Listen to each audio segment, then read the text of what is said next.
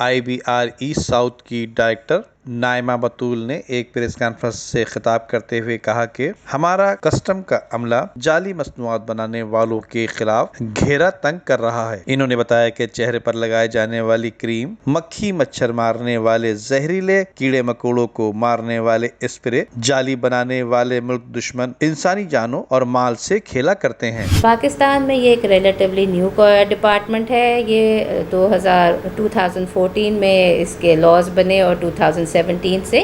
ये क्रिएट होके it started working. इसमें हमारे पास सारे के सारे जो भी इंपोर्ट और एक्सपोर्ट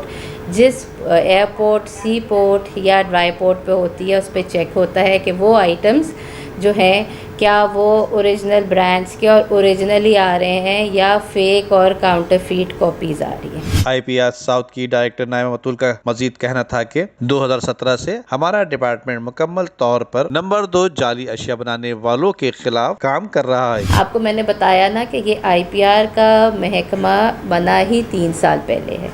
और जब बना है तो तब हम वॉच लिस्ट पे थे, अमेरिकन वॉच लिस्ट पे, और 3 साल में इतना बेहतरीन काम हुआ है कि हमारा नाम वॉच लिस्ट से 301 वॉच लिस्ट थी, उस रिपोर्ट में से निकल गया है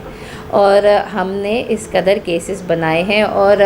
इस प्रेस कॉन्फ्रेंस का भी, वर्ल्ड IP डे पे प्रेस कॉन्फ्रेंस करने का भी मकसद यही है कि ये आम पब्लिक में अवेयरनेस हो। आम पब्लिक को ये नहीं पता, महंगाई से डर के वो ये काम कर रही है कि वो जाके जहाँ पे चीज़ सस्ती मिल रही है वो समझ रहे हैं कि ये वाकई में जेन्युइन चीज़ ही हम ले लें, सस्ती है, फ़ायदा तो उसका उतना ही है। जबकि IPR असली और नकली अशिया की शनाख्त करने के लिए असल कंपनी से राब्ता करके इनके नाम से जाली अशिया बनाने वालों, जबकि जाली और नकली अशिया बनाने वालों के खिलाफ सख्त पहरा करने के साथ साथ असल कंपनी की मसनूआत को उन्हीं कंपनी की तस्दीक के बाद जाली अशिया बनाने वालों के खिलाफ कार्रवाई अमल में लाई जाती है, जिसके बाद तमाम चीजें जब्त करने के बाद बिल्डोज कर दी जाती हैं।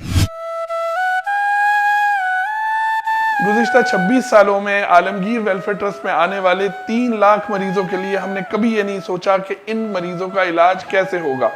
रोज बरोज बढ़ती हुई महंगाई की वजह से इनकी उम्मीद आलमगीर वेलफेयर ट्रस्ट है और हमारी उम्मीद आप सब। खुदारा इस साल भी अपनी ज़कात आलमगीर वेलफेयर ट्रस्ट को दीजिएगा और इन मरीजों की उम्मीद को टूटने से बचाइएगा।